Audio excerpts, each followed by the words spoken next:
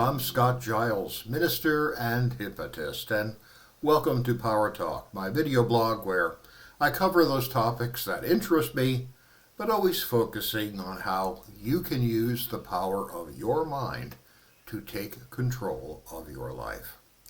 If you want to know more about my professional work or sign up for my free Substack e-newsletter Powerlines, check out my website, which I'll tag in the description. If there is something in your life that you feel is out of control, using hypnosis can turn that around. Well, today I want to take a look at a number of studies that have appeared recently that show a scientific link between cancer and stress. And I am indebted to a brilliant summary article that appeared in Noble magazine by Diane Cohen on April 16, 2025, titled How Stress Shapes Cancer's Course. And it pulled together a lot of research and made it clear to me. Well, healers of all sorts have known empirically that people who are stressed do not do as well medically as those that are confident and relaxed. This is not a new finding. The ancient Greek physicians Galen and Hippocrates said that a poor mood correlates to poor medical outcomes. When I was training at the University of Chicago Medical Center, there was speculation that was openly discussed at meetings of the tumor board that perhaps there really was a cancer-prone personality. They began to call it type C, because we all noticed that the cancer patients who were not doing as well as we hoped seemed to have certain personality styles in common, and they were all melancholy or depressed. Well, when I first opened my hypnosis practice more than 3 decades ago, and I decided that I would put a special effort into working with the cancer community, I wasn't alone. When I attended my very first University of Chicago Cancer Survivors Day, I was only one provider in the exhibit room with a practice like this. There were about a dozen others. But 10 years later, they were all gone. Why? Because there was a serious flaw in their practice model. They assumed that people living with cancer were all depressed or anxious, and they proceeded to diagnose them as having major depression or generalized anxiety disorders, and then treated them for that, billing the insurance company. Well, it didn't work. Why?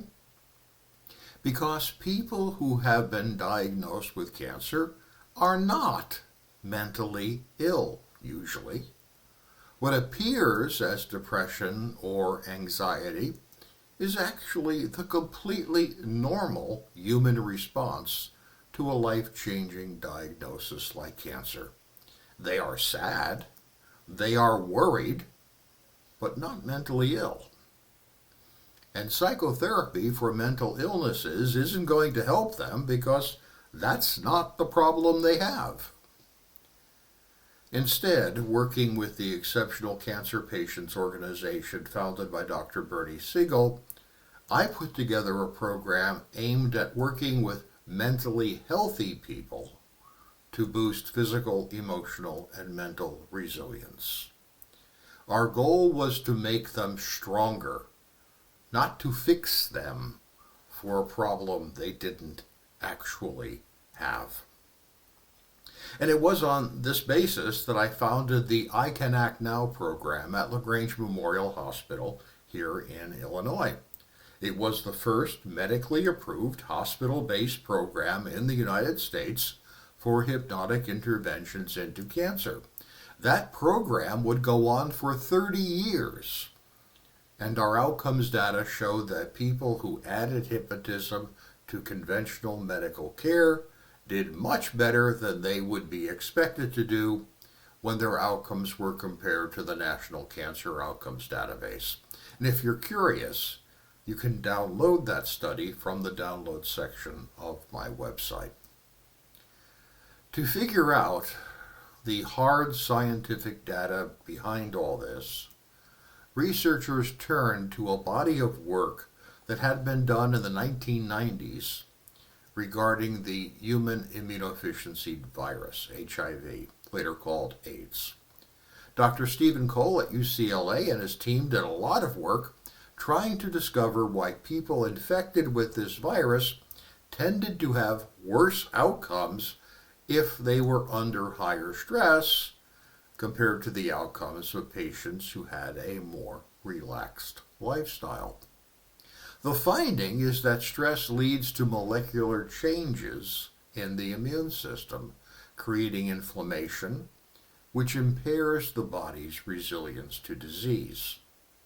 Additionally, researchers at the University of Iowa, specifically on persons living with cancer, found that stress caused higher levels of the body's growth hormone to be secreted, which actually stimulates cancer cells and helps them grow. Researchers also found that cancer patients who were taking beta-blocking medication did better than those who weren't. Now, these drugs are used to treat hypertension, but they work by lowering the stress hormones in the body, and that produced better healing. Well, not surprisingly, it's now become absolutely clear that anything a person living with cancer can do that lowers stress will help them have a better outcome and better resilience to cancer in the first place. And the National Institutes of Health has done a blue ribbon study showing this, and many cancer support centers now have programs on meditation, yoga, and hypnotism. I run 3 such programs myself. Details on my website if you're interested.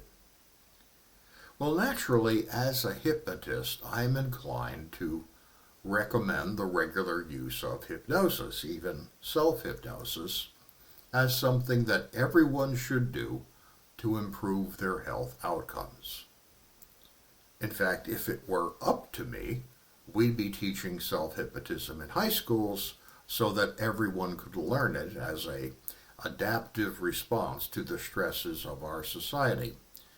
If you are in a place where you know you need to get your stress level down, let me suggest that you figure out how to reach out to someone to discover how to do that.